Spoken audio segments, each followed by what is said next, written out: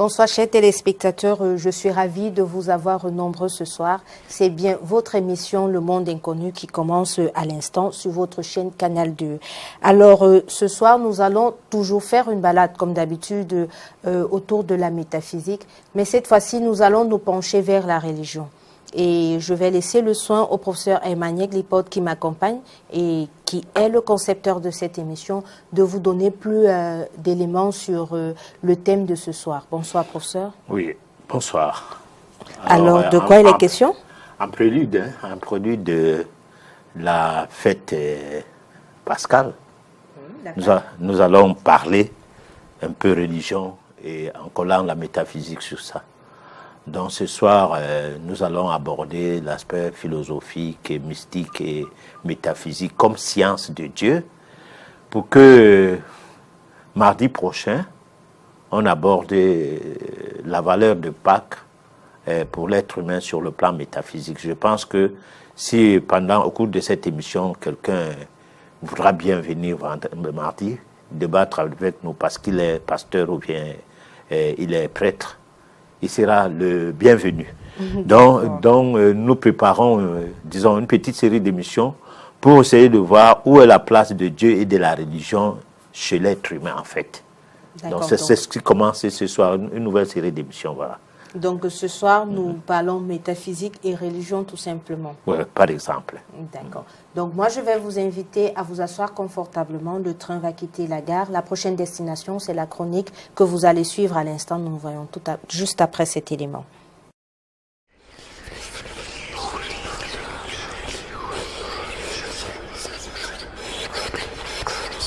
La métaphysique, Dieu et la religion. Dans cette édition, revenons sur les idées qui se dégagent souvent dans l'étude de la philosophie livresque, ce qui nous permettra de voir en clair ce que pense le philosophe et par la suite ce que serait la pensée du mystique vis-à-vis de la métaphysique.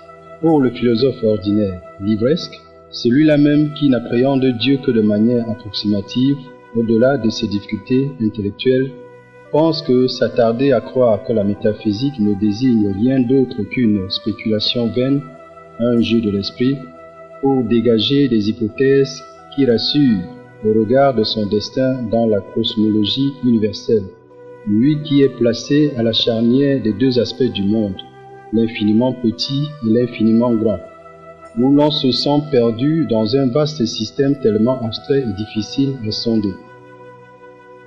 Le mystique, pour lui, la métaphysique constitue une science naturelle, c'est-à-dire un ensemble de connaissances certaines et cohérentes, émanant et décrivant les processus de l'énergie créatrice unique, pour expliquer l'agencement des faits, des objets et des phénomènes de l'être total, véritable, par des méthodes expérimentales. Il précise que ces méthodes lui sont diversement fournies par l'intuition, les textes sacrés, l'ensemble de la révélation universelle, non d'une seule religion, et la hiérarchie cosmique. Il renvoie la question dans ce sens.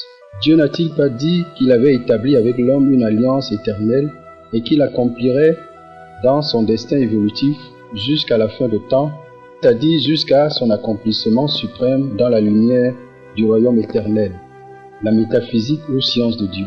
La métaphysique symbolise une science facile à mettre à la portée de tout être humain, du plus humble au plus grand, du plus pauvre au plus riche, du moins instruit au plus cultivé, car elle considère que chaque être humain est égal aux autres aux yeux de Dieu.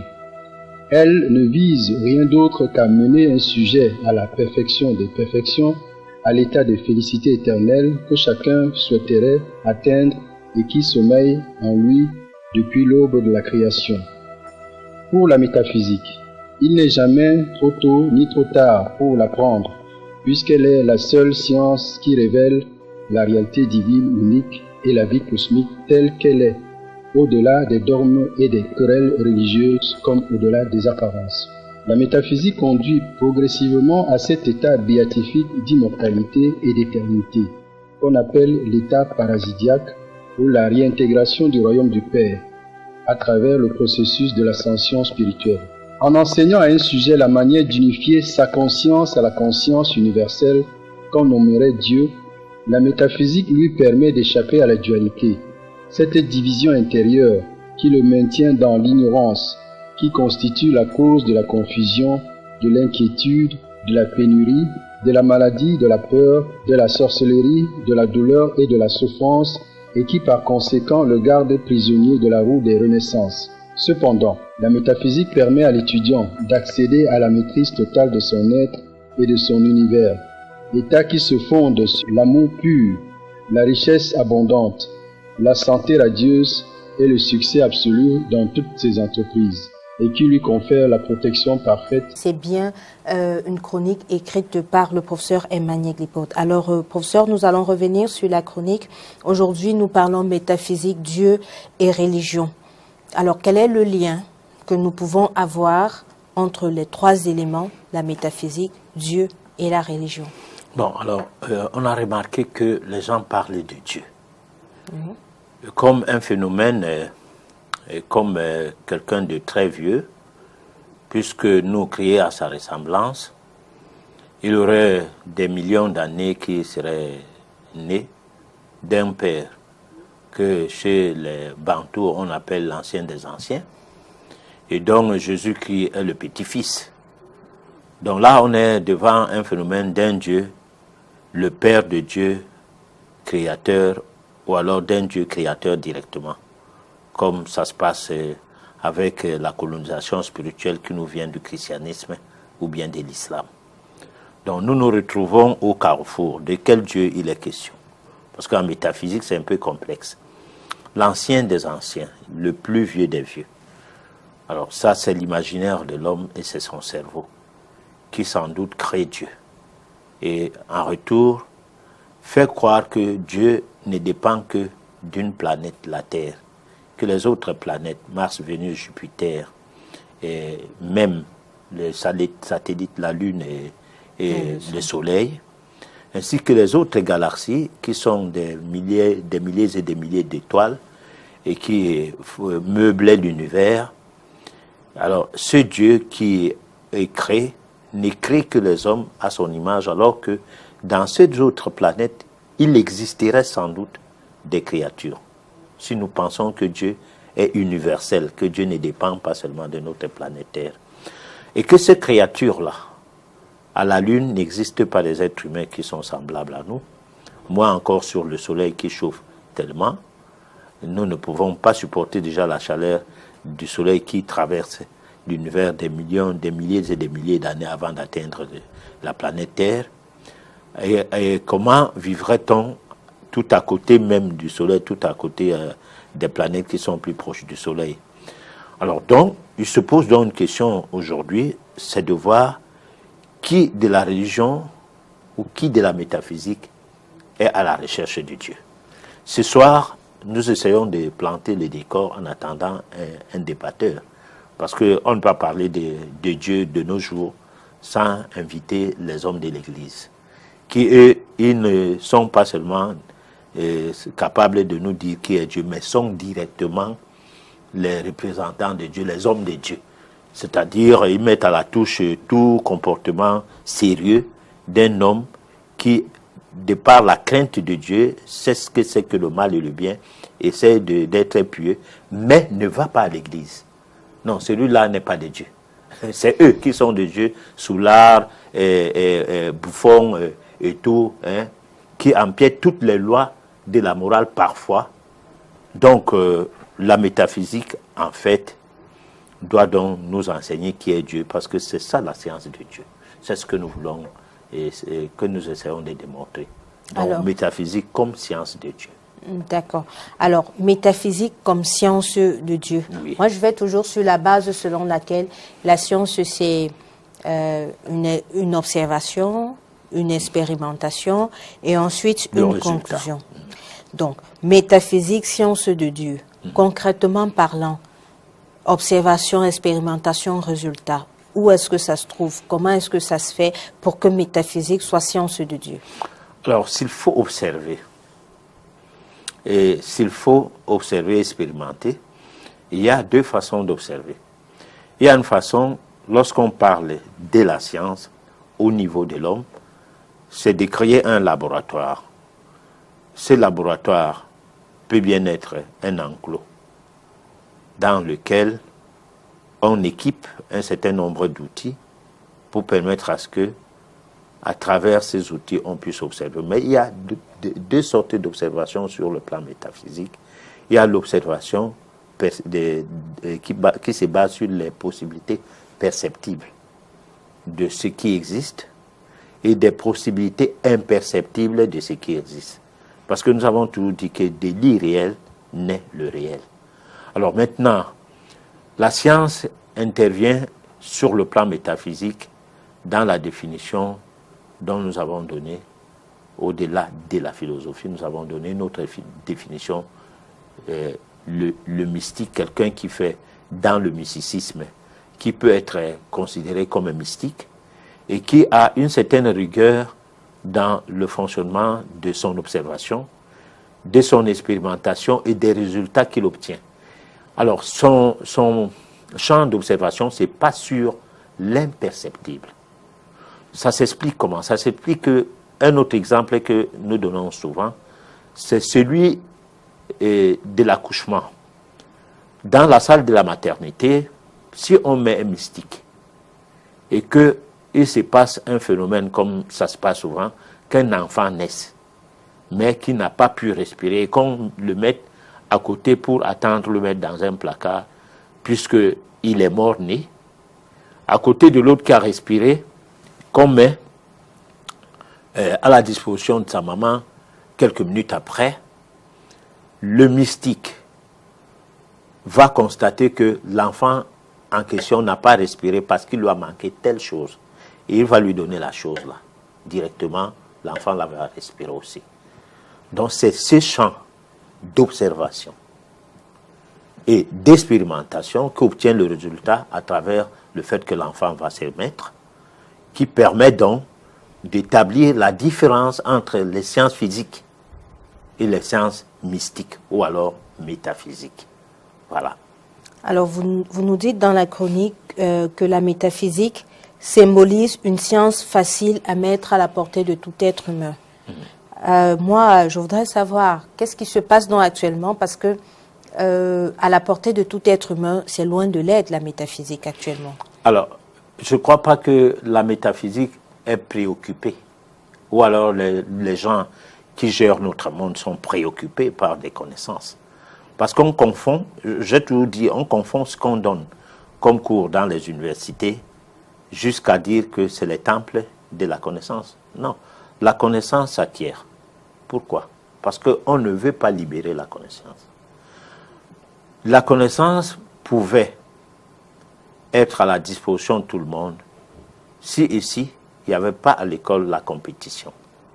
Si ici, c'est-à-dire il n'y avait pas de concours d'entrée, quelque part en sixième, des concours d'entrée, c'est pas moi en seconde, ou bien dans une école catholique qui ont des concours dans toutes les classes. Bon, donc une manière de sélectionner. Et dans cette sélection, on pense que les meilleurs sont ceux qui ont eu les bonnes notes. Et là, c'est le côté physique qui est prévalu.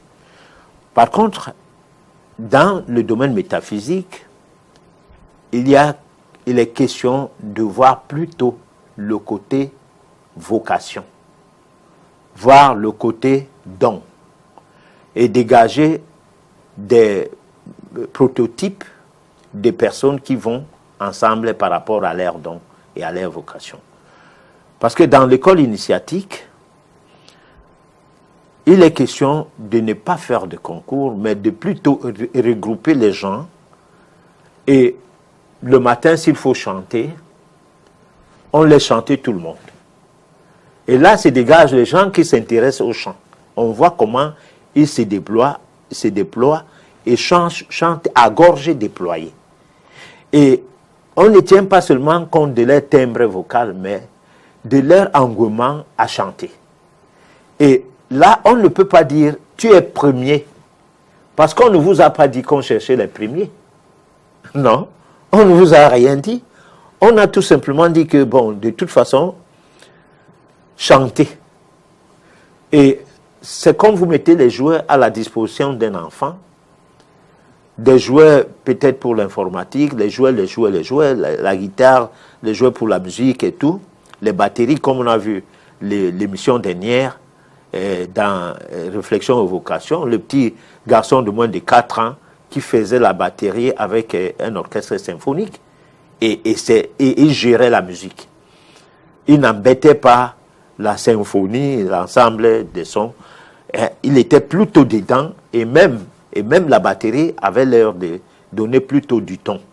Alors, un enfant de 4 ans, à quel moment il a appris à lire la partition? C'est ça. C'est donc autant de questions qui font que dans certains milieux, surtout en Asie, on vous met dans la mêlée et se dégage des personnes qui sont bien pour telle ou telle chose ou dans tel ou tel domaine. Et là, c'est une approche de la philosophie, de la métaphysique qui permet à ce que les dons se dégagent d'eux-mêmes et la vocation prend le dessus. Et puis, on a une autre catégorie de personnes dans la société. Oui, mais professeur, est-ce que... Moi, j'ai l'impression que vous êtes en train de nous faire comprendre que dans une école initiatique, on n'a pas d'évolution, c'est-à-dire qu'on commence au niveau 0 pour arriver peut-être au niveau 10. C'est-à-dire tout se passe comme ça, sans toutefois qu'il y ait des évaluations pour pouvoir voir à quel niveau se situe l'apprenant en termes d'acquisition de connaissances. Alors, on a dit que c'est à la portée de tout le monde, du plus petit au plus grand, du méchant au humble, et on est allé jusqu'à dire de moins instruit au plus cultivé. La métaphysique à la disposition de tout le monde. Bon, maintenant, la question de savoir, est-ce que ça va d'étape en étape, ou bien de pile en blanc, ou bien, c'est pas moi, juste pif, allez, on est déjà au sommet. C'est pas de ça qu'il est question. Bon, prenons un enfant comme celui qui faisait la batterie lors de la dernière édition. Alors, cet enfant est dans une autre incarnation, a appris des choses. Et cette incarnation n'a plus besoin de lire la partition, il avait déjà appris la partition. Il a toute la partition dans sa tête, et quand il écoute, il sait quelle caisse toucher, quel cymbale, et qu'est-ce qu'il faut pour que ça corresponde à ce que la partition aurait dû lui demander à partir de ses oreilles. Parce que ses oreilles ne sont pas ces oreilles que nous voyons, mais c'est des oreilles métaphysiques, donc des oreilles en double. Hein? Parce qu'en fait, il n'écoute pas des oreilles, mais il écoute du cœur où siège son âme. Et cette âme, comme elle est une vieille âme, a tout de ce qu'on peut dire la bibliothèque, ou alors de tout ce qu'on peut appeler archives, hein, dans le domaine de sa vocation. Alors, maintenant, est-ce que, en dehors des cas pareils, est-ce qu'il n'y a pas d'étape pour passer d'une classe à une autre? C'est ce qu'on appelle les degrés. C'est-à-dire qu'il y a toujours un commencement. En réalité, si vous faites des cours de métaphysique, que vous êtes en enseignement normal, en formation de métaphysique, vous allez constater qu'il y a les néophytes qui commencent par le B à bas, ils doivent savoir qu'est-ce que c'est que l'univers, le macrocosme, le microcosme, les lois naturelles. Mais dans un premier temps, si votre niveau est plus que ça, vous comprenez vite ce qu'on explique en ça. Mais si votre niveau est plus bas, vous êtes en train d'apprendre ces choses exactement comme on fait à l'école, c'est-à-dire vous apprenez. Parce qu'il faut essayer de lire plusieurs fois pour comprendre. Mais professeur, quelle serait donc la différence entre l'école classique, si je peux appeler ainsi, et l'école initiatique? Puisque tout à l'heure, vous nous aviez dit que pour les néophytes, c'est-à-dire les nouveaux, ils vont apprendre comme ce que nous faisons à l'école, peut-être au niveau de la maternelle, au niveau de la CIL. Quelle est donc la différence que nous faisons entre les deux types d'enseignement et d'école? Alors, les deux types, c'est que l'école initiatique est éducative. culturelle. Alors que l'école classique n'éduque pas. Pourquoi? Parce que l'école classique agit sur la réflexion et non sur le raisonnement. Alors que l'école initiatique agit sur le raisonnement. C'est-à-dire la recherche de la raison d'être de ce qu'on vous enseigne. La raison d'être. C'est-à-dire quand on dit 1 plus 1 égale 2, tu te poses la question, on a dit quoi? 1 plus 1. Pourquoi c'est 2 alors? Tu as le droit de lever le doigt à l'école initiatique pour dire comment on peut mélanger deux choses différentes, mais peut-être de nature différente, mais disons l'eau et le vin. Pour obtenir quoi? Un liquide. Le lait et l'eau. Le lait et le café. Pour obtenir un liquide. Comment dit-on donc que c'est 2? Voilà la métaphysique. Parce que c'est la raison qu'on cherche. On ne cherche pas à réfléchir en disant, bon, plus ça peut être aussi 1 et 1. Bon, mais, professeur, dans l'école initiatique, quelle serait donc la méthode d'évaluation? Parce que tout à l'heure, vous aviez parlé des nouveaux, des bleus, qui viennent s'inscrire. Disons, il y a une école de métaphysique qui ouvre, ils viennent s'inscrire. Il faut bien qu'à un niveau qu'on puisse connaître quel est le niveau d'acquisition des connaissances de ces élèves. Qu'est-ce qu'on va faire? Puisque vous nous avez dit tout à l'heure que ce n'est pas une histoire de premier ou de dernier. Comment est-ce qu'on va gérer cela? D'abord, l'évaluation, pourquoi faire? C'est ça. L'évaluation pour savoir où en est l'élève. Non, je comprends. La question, je la reprends simplement pour essayer d'expliquer que l'évaluation qu'on fait souvent, c'est pourquoi faire. Puisque les derniers de la classe, dans la société active, parfois c'est eux qui créent un nouveau monde. Steve Jobs n'a été dans aucune école d'évaluation, mais on a les tablettes aujourd'hui, on a les iPhones, les iPads et tout. Bon, donc l'évaluation, pourquoi faire? Point d'interrogation. Donc on commence d'abord à dire que l'école métaphysique n'a pas besoin d'évaluation. Parce que l'évaluation c'est fait par rapport à ton élévation d'âme. Puisque l'école métaphysique te permet, toi l'homme, de savoir qu'est-ce que c'est que le mal et le bien, sans que ça soit une histoire de lire d'abord la Bible ou le Coran. Hein?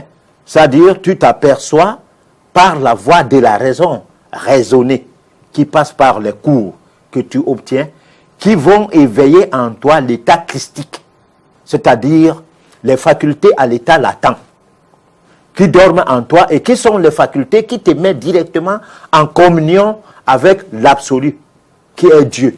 Alors, dans le vrai sens du terme. Professeur, donc alors, oui. Ça veut dire que une fois que nous avons pu entrer en contact avec, ou alors une fois que nous avons pu réveiller l'état christique qui sommeille en nous, tout se fait de façon automatique, c'est-à-dire on comprend tout, on vit de façon automatique comme celui-là qui maîtrise les lois de la nature et tout le reste, ou alors il faut encore, parce que tout à l'heure vous nous aviez parlé de degrés dans l'école initiatique. Si on a les degrés, ça veut dire qu'on va d'un premier degré pour un deuxième et ainsi de suite. Alors comment est-ce que cette transition d'un degré inférieur à un degré supérieur se passe? Bon, alors je reviens parce que tu m'as coupé, j'avais besoin de mieux expliquer la chose, mais voulant t'écouter encore, et je pense que je dois revenir. Je dis ceci. L'évaluation n'est nécessaire que pour l'école où la priorité est basée sur l'acquisition derrière la formation, la mise en place d'une hégémonie. Parce que l'école classique permet la domination de l'homme par l'homme à perpétuité. C'est-à-dire que nous, en tant qu'un être humain, lorsque notre cerveau est formaté, nous disons des choses qu'on nous a dit, mais cette fois-là, en disant c'est comme ça. Par exemple, un chrétien te dit Jésus est mort pour nous sauver, un point trait. Oui. Où est-ce qu'il sort avec ça? Lui-même ne sait pas. Son père l'a amené quelque part. Le père de son père a été fouetté pour qu'il arrive à ces quelque part là. Mais son père n'a pas été fouetté. On a amené son père, on a pilonné son cerveau, on lui a dit des choses qui, a priori, ne peuvent plus quitter sa tête. C'est plutôt maintenant, si ces choses qu'on lui a dites, elles sont du mensonge, et que tu viennes avec la vérité, c'est plutôt la vérité qui va devenir le mensonge. Bon, donc je suis en train de dire que l'évaluation dans l'école initiatique, c'est fait pas parce que tu passes d'un degré à l'autre. C'est pas forcément ça. C'est que tu as évolué à la dimension de ton âme qui a trouvé petit à petit son chemin. C'est-à-dire, le corps physique étant une carcasse, l'âme étant le nous, c'est-à-dire nous, c'est notre âme. Le corps physique, c'est la carcasse, c'est l'enveloppe dans laquelle se trouve notre âme. Alors, il faut que nous arrivions à avoir une âme qui est au-dessus du corps physique. Et en élevant, en développant ces facultés à l'état latent, on arrive donc à avoir les révélations, l'intuition, tout ce qu'il faut. Ça se vérifie chez les artistes. Il y a dans l'homme des paramètres qui vont de son cœur à son cerveau, oui, en ce qui concerne la raison, en ce qui concerne la réflexion, en ce qui concerne l'intelligence. Tout comme il y a des paramètres qui vont du côlon au cerveau, en ce qui concerne le côté physiologique et même le côté biologique du fonctionnement de l'organisme. Si bien que le côlon a une grande partie de travail à faire à l'intérieur du cerveau, avant que le cerveau ne dise qu'il y a un mal à tel endroit. C'est le côlon qui lui donne l'information. Parce que le côlon aussi a des neurones, pareil comme le cerveau. Alors, c'est la même chose donc que du côté, parce que dans le corps, il y a deux sortes de circulation. Il y a la circulation du sang, j'ose dire, et la circulation de l'énergie. Alors, dans la circulation de l'énergie, se trouve tout ce qui est glandulaire. Parce qu'il y a trois systèmes, le système nerveux, le système glandulaire et le système organique. Maintenant, le système glandulaire sert de pont entre le système nerveux et le système organique. Alors, l'intelligence de l'homme dépend du cerveau. Cependant, c'est un peu complexe, mais je vais aller jusqu'au bout. Tu me permets? Tout à fait. Bon, cependant, le cœur est au centre de la raison. Contrairement à ce qu'on pense que c'est le cerveau. Non, c'est le cœur. Parce que lorsque vous faites du mal à quelqu'un, bon, quelqu'un d'autre à côté a mal au cœur. De même, quand on fait du mal à quelqu'un des tiens, c'est au cœur que tu as mal. Toi qui as l'habitude de faire du mal à quelqu'un, prenons la race blanche. Si vous touchez un blanc, c'est tous les blancs qui s'élèvent, comme un seul homme. En disant que ça commence avec un, ça va terminer avec plusieurs. Tout à fait. Bon, pourquoi? Parce qu'ils ont autant mal au cœur que l'être noir. Avec une différence que le noir n'est pas un va-en-guerre. Parce qu'il revient sur le fait qu'il doit chercher la raison qui a fait à ce que le mal là vienne. Bon, il peut dire, il partait faire quoi là-bas? Bon, le blanc ne va pas dire ça. Il va dire, mais s'il est allé là-bas, c'est que c'est normal, nous devons commander tout le monde. Donc, il n'a pas la raison. Il n'a que la réflexion. Le blanc ne raisonne pas. Il réfléchit. Donc, il travaille avec le cerveau. Et c'est pourquoi, à l'école, on fait tout pour prouver que le cerveau est au-dessus de tout. Et là, c'est de la catastrophe. C'est ce qui fait que l'amour du prochain, c'est parler avec la bouche au niveau des religions. Alors qu'au niveau de la métaphysique, recherchant la raison, tu ne peux pas que parler de l'amour du prochain, qui agit à l'intérêt du bien du prochain. D'accord. Voilà. Donc, ce que je vais vous proposer, c'est notre réflexion. Vous allez découvrir de quoi il s'agit, mais n'oubliez surtout pas, vous avez la possibilité de réagir à votre émission via les messages que vous allez nous envoyer à travers les numéros qui sont affichés au bas de votre petit écran. N'oubliez surtout pas de... je vais dire comment, de commencer avec le plus 237 si vous êtes à l'étranger. Donc, nous suivons la réflexion et nous revenons juste après. Loué soit Jésus-Christ, notre grand Dieu et Sauveur. Sa grâce et sa paix soient avec vous. Si, pour l'islam, Allah est capable de pardonner, l'islam est cependant incapable de répondre à la question de savoir ce qui pourra empêcher qu'au paradis d'Allah, les musulmans continuent à pécher. En effet, pour les musulmans, l'homme naît juste, sans le péché originel. Mais cependant, ils sont bien obligés de reconnaître que les hommes pêchent, au point qu'il n'y a ni rédemption, ni divinisation de l'homme, en sorte que le musulman restera toujours ce qu'il est, et qui continuera donc toujours à pécher au paradis d'Allah. Et si les musulmans veulent expliquer que au paradis d'Allah, les hommes ne péchent pas parce que Satan n'y sera pas, alors qu'en est-il de la responsabilité des pécheurs ici-bas, si c'est Satan qui est responsable de leurs péchés?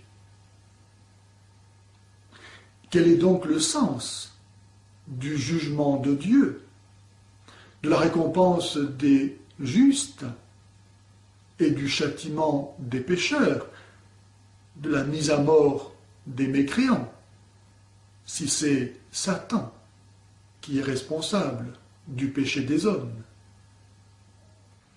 Et s'il fallait attendre d'arriver au paradis pour que Allah enlève du cœur humain la haine, comme dit le Coran, comment penser que Allah pourra faire au ciel ce que manifestement il n'arrive pas à faire sur terre? Car c'est sur terre, maintenant, que nous avons besoin d'un cœur nouveau, puisque c'est maintenant que nous péchons. Et si Allah pouvait vraiment changer le cœur des hommes, alors que manifestement il ne le fait pas, qu'est-ce que cela signifie? Sinon que Allah est soit un menteur, en promettant de faire ce dont il serait incapable, soit un sadique, en laissant les hommes dans la haine et le péché. Il n'y a pas d'autre solution. Mais dans les deux cas, Allah ne peut pas être le Dieu bon et tout-puissant. Le vrai Dieu a vraiment accompli la promesse qu'il a faite dans l'Ancien Testament de changer les cœurs par le don de son esprit d'amour, l'esprit du Père et du Fils. Et il en a donné la preuve historique et le germe dans la mort et la résurrection de Jésus. En Jésus, par sa mort, le monde pécheur est mort, et par sa résurrection, les portes du paradis ont été ouvertes. On accède à ce monde nouveau par la foi donnée dans le baptême, qui nous unit à la mort et à la résurrection de Jésus.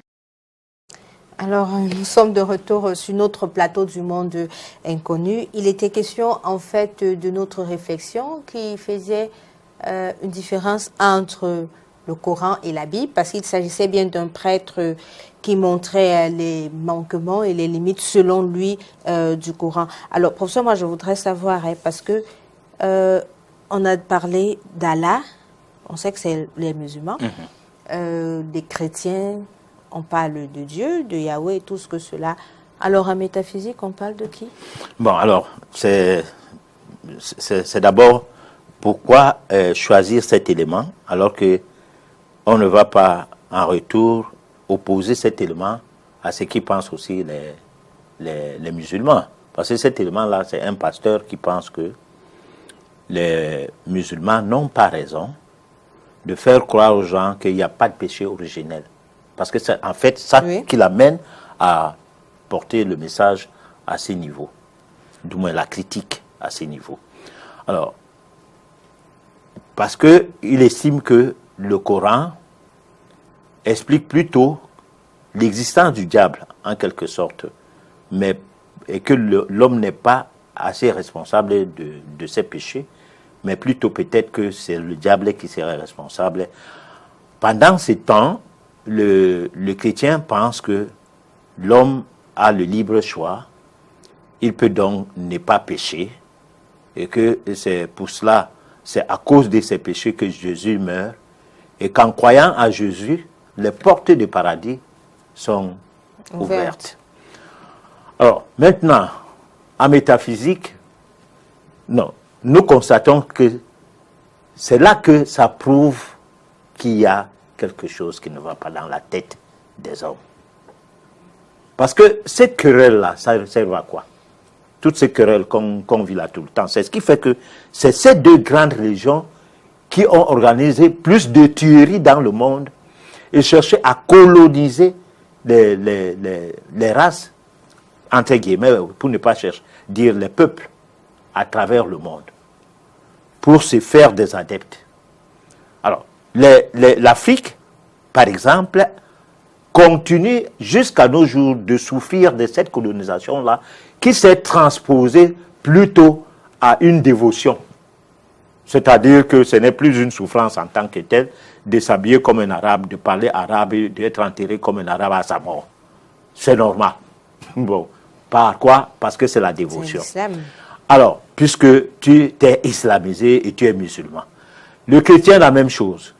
Il faut porter comme le blanc, il faut faire comme le blanc, il faut faire ceci, moins que comme le juif, parce qu'en fait, la religion juive, judéo-chrétienne, les trois religions, le judaïsme, le christianisme et l'islam, c'est des religions judéo-chrétiennes, malgré que les musulmans se le refusent en disant que le Coran n'est pas le dérivé de la Torah, pendant que l'Ancien Testament des chrétiens en est. Bon, toutes ces petites explications qu'on essaie de donner pour essayer d'authentifier ou alors de donner une certaine originalité à ce qu'on fait, proviennent du fait que l'homme n'a pas encore compris qu'il n'utilise pas la raison dans sa vie. C'est ce que nous essayons de dire, que la métaphysique nous conduit vers la raison, ne nous conduit pas vers une adoration qui est basée sur le fait de l'imaginaire, qui voudrait qu'on croit en Dieu, comme quoi nous sommes à son image, et que les autres créatures ne l'étant pas, ne sont pas plus proches de Dieu, et que certains hommes parmi nous, pour nous assujettir, sont directement les hommes de Dieu. Donc, autrement dit, oui, allez-y. Autrement dit, la métaphysique pense qu'entre Dieu et l'homme, il n'y a pas d'intermédiaire. Et c'est pour cette raison qu'on parlait de l'état christique en nous, dont les pouvoirs à l'état latent étant développés, nous avons le droit de nous élever et devenir l'égal des dieux, dont des anges, de tout ce qui existerait au-delà de l'être humain que nous sommes. Et c'est à travers ces travaux ou ces travails que nous pouvons devenir le disciple de notre maître qui nous attend quelque part dans l'invisible. Et quand le disciple est donc prêt, le maître se présente pour le guider. Là, si on atteint un degré de maîtrise très élevé, on peut décider de ne pas mourir et se faire enterrer, mais de disparaître. Ça devient à peu près ce que l'Église dit que Jésus était monté au ciel. Et qu'en lisant des documents anciens, nulle part, personne n'a vu Jésus monter au ciel. Aucune preuve n'en sort de ces documents, sauf les Bibles qui ont été retouchées après les années 50. Voilà. Alors, qu'est-ce que nous devons donc faire? Parce que vous nous avez dit qu'en métaphysique, nous n'avons pas le problème de Allah ou de Dieu. Oui, de Jéhovah et de Jésus-Christ. D'accord. Voilà. Mais maintenant, pour donc arriver à une élévation vraiment suprême, qu'est-ce qu'il faut faire? Alors donc, c'est compliqué parce que au pif comme ça, on ne peut pas expliquer ce qu'il faut faire. Mais déjà les esprits éveillés, puisque quand on parle un langage codé, ce n'est pas codé pour tout le monde. Oui. Quand le christianisme arrive en Afrique, c'est les sorciers qui étaient les premiers à adhérer. Bon, donc c'était un langage codé pour les non-sorciers. Mais les sorciers, eux, ils avaient vite compris que cette histoire-là va nous protéger à donner les maladies aux gens sans que les gens n'aillent plus chez les guérisseurs qui vont nous dénoncer. Cette histoire-là est bien parce que déjà, on va envoûter les gens facilement, on va pratiquer nos choses et puis maintenant nous sommes couverts. Donc plein de gens sorciers se sont mis dedans, y compris les naïfs. Alors maintenant, en métaphysique, le sorcier n'y entre pas, ni le naïf. Seulement quelqu'un qui est préparé à y entrer. Alors, qui est donc préparé à y entrer? Celui qui sait ce que c'est que méditer. Et qui connaît la différence entre méditer et prier. Ça peut se passer alors comment? Ça peut se passer qu'il t'arrive à méditer au lieu de prier. Parce que tu n'es pas un envieux. Les gens qui prient sont les gens qui ont des envies. Les gens qui méditent sont les gens qui ont des besoins. Nous avons essayé d'établir la différence. Avoir des besoins, c'est quoi? C'est dormir, c'est s'élever, c'est faire caca, c'est faire pipi, c'est manger, c'est boire de l'eau. Avoir des envies, c'est quoi? C'est d'avoir une jolie maison, une jolie voiture, c'est d'avoir une jolie femme, un joli homme, hein? C'est avoir sa bière garantie, c'est avoir de quoi se divertir, prendre les week-ends et tout, hein? C'est ça, avoir les envies. Bon, donc à partir de ce moment, on a un autre environnement. C'est ça. Mais pour ce point, je voudrais un peu revenir sur les besoins et les envies dont vous parlez tout à l'heure. Alors, est-ce que se loger ou alors vouloir être marié à un certain moment de sa vie ne serait pas des besoins? Non, mais écoute, si vous êtes né pour vous marier, vous ne forcez même pas. Mais quand vous commencez à forcer, il y a quelque chose. Mais comment est-ce qu'on saura donc que nous sommes nés pour... Mais attends, mais il y a des jeunes filles de 16 ans qui sont déjà mariées. Pendant que les dames qui devaient finir tous les diplômes du monde, avorter jusqu'à 46 ans n'ont pas de mari. Et puis d'autres demandent même l'enfant, qu'on lui pompe même la grossesse comme ça en passant pour qu'il ait l'enfant. La grossesse n'entre pas. Bon, alors pourquoi? Parce qu'elle a fait un choix. Alors que dans la vie, il ne faut pas faire de choix. Il faut rester dans la logique d'une vie pieuse, dans la logique d'une vie humble, pleine de qualités. Alors, c'est ça qui va permettre à ce que tu aies ce qu'il te faut à un moment donné. D'accord. Ça. Donc, moi, je voudrais également que nous revenions sur... vous nous aviez parlé tout à l'heure, dans la chronique, de Dieu comme étant la conscience universelle. Et il était question de nous unir à cette conscience universelle. Je crois que c'est bien, vous vous reconnaissez. Alors, quand vous parlez de Dieu comme conscience universelle, ça veut dire que, parce que vous aviez fait allusion au Créateur, ça veut dire que Dieu, il est le Créateur ou alors, parce que tout à l'heure, vous avez fait allusion à Dieu Créateur. Oui. Alors, il y a deux groupes de personnes, ou il y a deux groupes, deux courants d'idées, ou c'est pas moi. il y a les créationnistes et des évolutionnistes. Alors, si on pose la question en métaphysique, est-ce créationniste ou évolutionniste? Si c'est ça ta création, ta question. Tout à fait. Je veux répondre en métaphysique, il y a évolutionnisme. Il n'y a pas créationnisme. Alors, ça veut dire quoi? Ça veut dire que nous-mêmes, nous sommes l'étincelle de Dieu. Nous sommes parcellaires. C'est-à-dire, Dieu s'émiette. Et puis, il reprend l'évolution. Et chacun de nous étant dans un petit bout de Dieu, que la Bible chrétienne même d'ailleurs dit, à plus d'un endroit particulièrement, je crois, Psaume 81, je sais pas, ou 84, où il dit quelque chose dans verset 6 ou quoi, que vous êtes des dieux, les fils du Très-Haut. Bon, et je crois dans Actes des Apôtres ou quoi, on dit bien que Jésus se posa la question qu'il est le Fils de l'homme. Et en même temps, comme Fils de Dieu, nous sommes tous de la même race.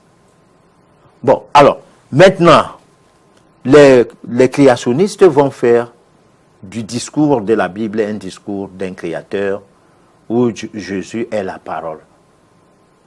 Et c'est pour ça que par lui nous sommes venus. Bon, on peut dire que la parole était au commencement. Et que la parole étant au commencement, la parole était Dieu. Et ce Dieu-là, c'était Jésus. C'est pourquoi, dans la Trinité, Dieu tri-un, Dieu le Père, Dieu le Fils, Dieu le Saint-Esprit, on a un seul homme, Dieu.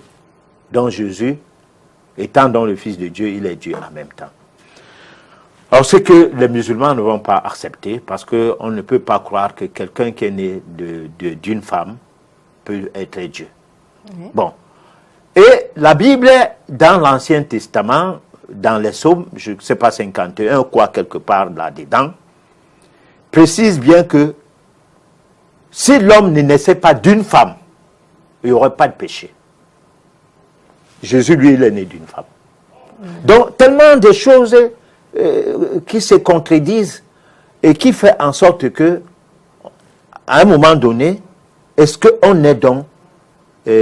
est donc nécessaire d'être créationniste ou alors évolutionniste? Parce que là, il faut transcender les concepts qui paraissent, je dis bien, je pèse mes mots, être collés à notre cerveau, à notre manière de réfléchir, et que ces concepts-là sont translogués et déposés comme un label qui voudrait dire que c'est de Dieu que ça sort.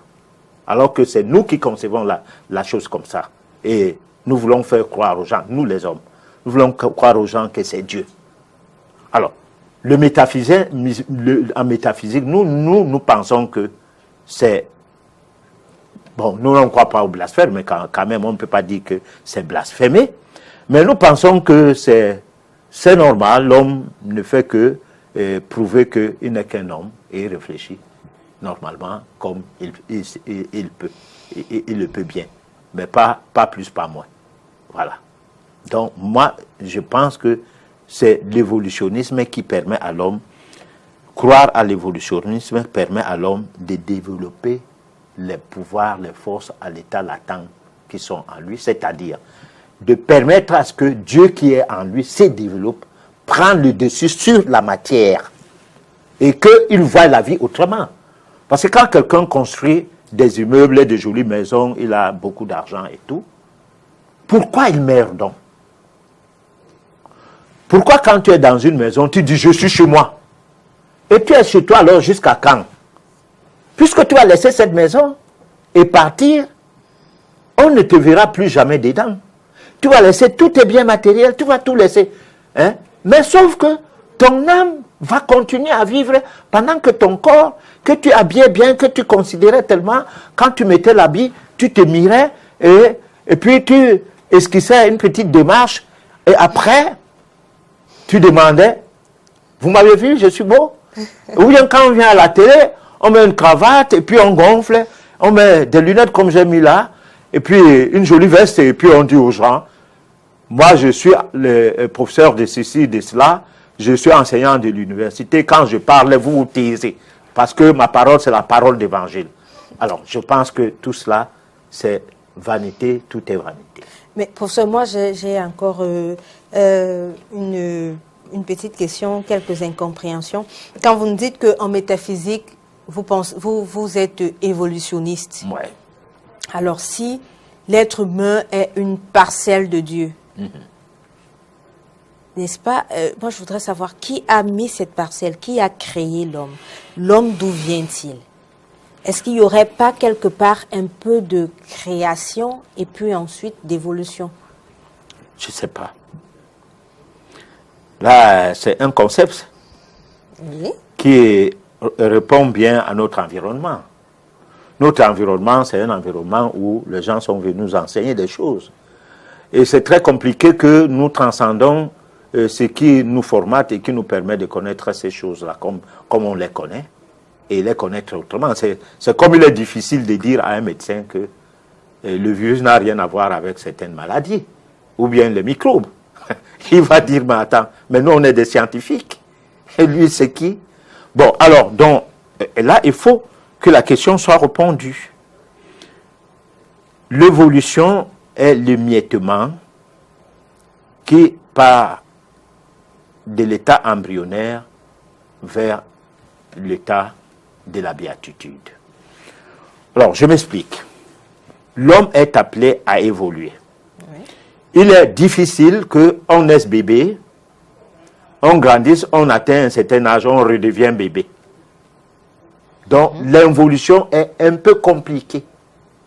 Et dans l'évolution, il y a des paramètres involutifs et des paramètres totalement impossibles à ce qu'on recule. On peut réincarner, peut-être on parlait de métampsychose, comme dans la Bible on parlait de Nebuchadnezzar, qui en se moquant de Dieu était réincarné en un arbre. Alors, c'est possible, mais c'est rare. Parce que nous partons du monde minéral. Nous arrivons au monde végétal. Aujourd'hui, au monde animal, et nous devons évoluer pour cesser d'être des bêtes de somme, et devenir des humains. C'est là où les religions, la politique, l'école et tout vient s'embrigader de nos cerveaux et ne nous permettent pas de nous élever facilement. Alors, c'est ce qui fait qu'on pense que nous sommes des produits d'une création. Non.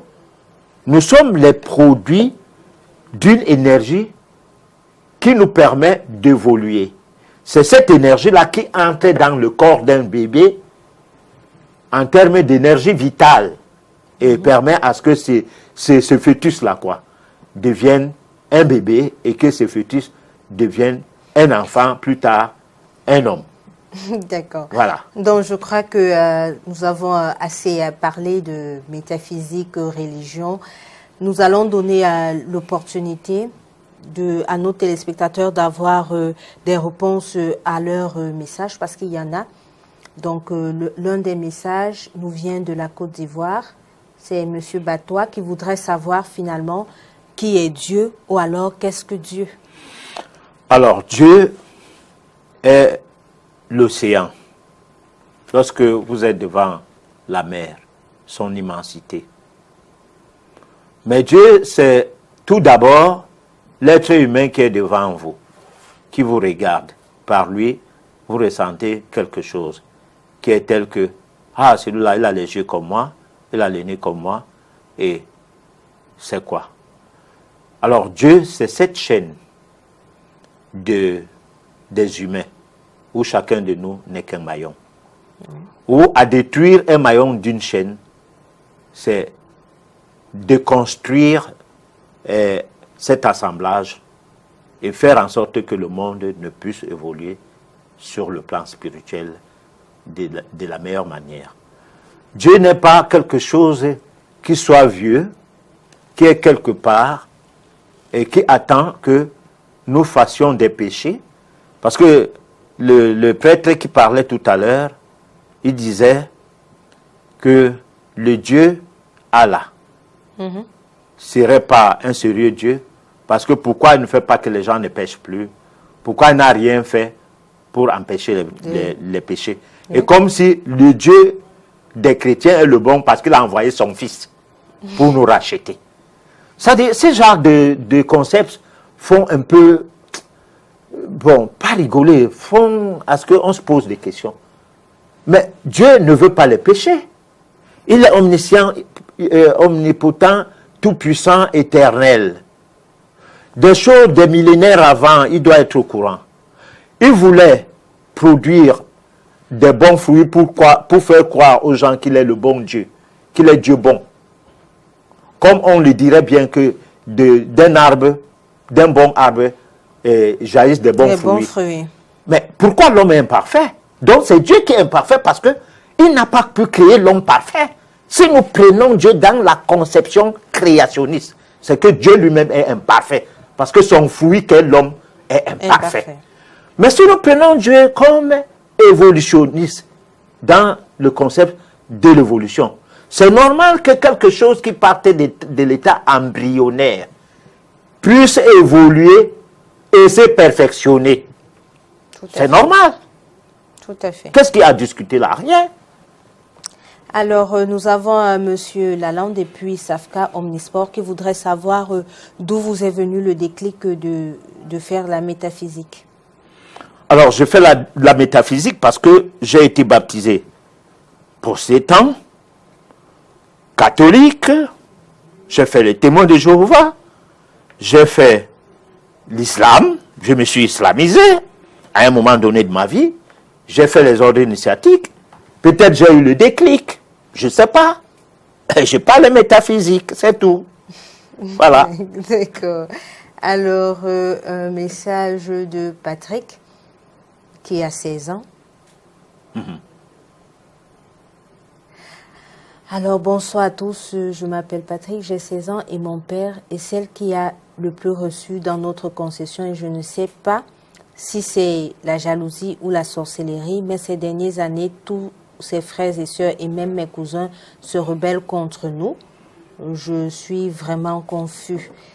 J'ai l'impression que, Patrick, vous n'avez pas été très clair dans votre message. Moi, ce que je vais vous demander, vous allez réécrire le message en prenant la peine de nous dire clairement ce qu'il en est. Ou bien ce qu'il veut savoir, voilà. Alors, bonsoir professeur. Juste pour apporter de l'eau à votre moulin par ce témoignage, depuis que j'ai commencé à faire attention à ce que je mange, à être en harmonie avec mon être et mon âme, je vis vraiment la pleine conscience. Il se passe sans véritable effort beaucoup de faits nouveaux dans ma vie. Je suis devenu extrêmement clairvoyant. Je suis tout le temps au bon endroit, au bon moment. Je pense à quelqu'un, je le vois, mes intuitions se sont trop développées. C'est un message de Alain Patrice depuis Yaoundé. Alors, notre message, comment faire pour s'inscrire à l'école initiatique, c'est un message de monsieur, monsieur ou madame Difo Aimé depuis Mbanga.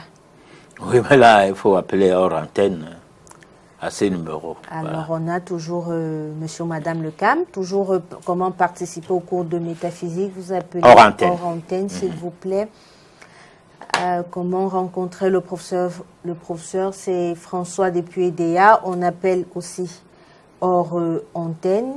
On prend encore quelques messages. Il y en a tellement. Qui détient ou alors d'où vient cette énergie génératrice de l'humanité? Je crois que quand vous aviez parlé... L'absolu, une énergie génératrice, c'est qu'il y a des forces.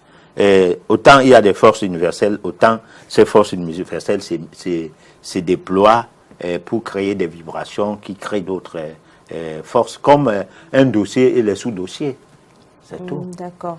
Alors, bonsoir professeur. Pourquoi vous dites que Dieu est imparfait? Le message n'est malheureusement pas signé. Je n'ai pas dit que Dieu est imparfait. Je dis Dieu tel qu'on nous présente Dieu comme créationniste, il a créé des êtres imparfaits. Donc ça veut dire que c'est un arbre un mauvais arbre fait des mauvais fruits. C'est tout. C'est pas moi qui le dis, mais c'est les remarques, c'est les faits. Hein, les faits sont têtus. Nous le savons bien, l'être humain n'est pas bon. Bon, il n'est pas bon pourquoi? Il est imparfait. Alors, le tout dernier message, c'est le message de Matthieu, qui voudrait savoir si tout le monde peut faire cette branche. Je crois qu'il voudrait parler de la métaphysique. Ah oui, oui. Bon, écoutez, on va revenir. Nous allons revenir sur les thèmes Dieu et tout ça là. Prochainement, on va répondre à leurs messages hors antenne, et, si possible. Et puis, d'aucuns des messages vont revenir sur le plateau. Il n'y a pas de problème. Voilà. Alors, chers téléspectateurs, je suis pas désolée. J'aurais aimé continuer avec vous, mais le temps nous tient déjà à la gorge. Nous avons été heureux de recevoir tous ces messages. Ça veut dire que vous nous suivez. Rassurez-vous, nous allons faire le nécessaire pour vous répondre pendant la semaine et même la semaine d'après. Et n'oubliez surtout pas l'invitation du professeur aux hommes de Dieu pour une émission Pascal, mardi. Oui, Lui, c'est pour la Pâque. Pour la Pâque qui va se célébrer dimanche 1er avril. Alors, un dernier mot, professeur? Non, le dernier mot, c'est que nous pensons qu'on aura un candidat, au moins. Bon, mais si le prêtre et le pasteur viennent, on verra bien. Même si 1 heure ne sera pas suffisant, on va faire ce qu'on pourra. Voilà. D'accord. Donc, nous avons été ravis de vous avoir nombreux parce que vos messages prouvent que vous aviez vraiment été nombreux à nous écouter ce soir. Je vous souhaite de passer dans une excellente soirée. Donnons-nous rendez-vous mardi prochain lorsqu'il sera 23h sur votre chaîne Canal 2. Bonne soirée à vous.